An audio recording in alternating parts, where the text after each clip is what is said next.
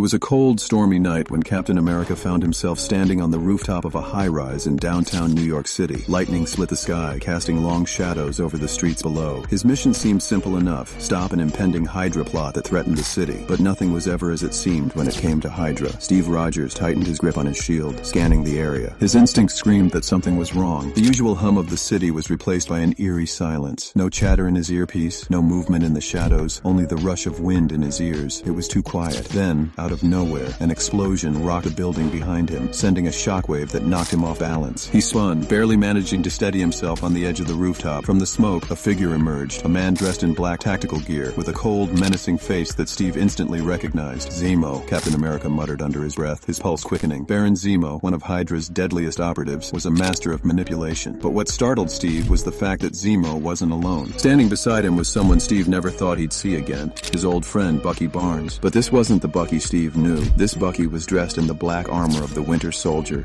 his face cold and unreadable. How? Steve whispered, his heart sinking. The thought of facing his friend, his brother in arms, on the battlefield was unbearable. But there was no time to think. Before Captain America could react, Zemo spoke. "You've been so focused on Hydra, Captain, you never saw the real threat coming. The Winter Soldier has been working for us all along." Bucky stepped forward, his eyes locked on Steve. There was no recognition in them, just the cold, programmed obedience of a weapon. Steve's heart pounded in his chest. The pain of betrayal was almost too much to bear, but he couldn't let it distract him. Hydra had used Bucky as their weapon, and now they intended to use him to destroy Steve. Without warning, Bucky lunged at Captain America, his movements fluid and deadly. Steve barely had time to raise his shield to block a savage punch. The force behind it sent him stumbling back, barely keeping his footing on the edge of the building. Zemo grinned from behind the chaos. "Do you see now? Your greatest weakness is your loyalty to people who don't remember you."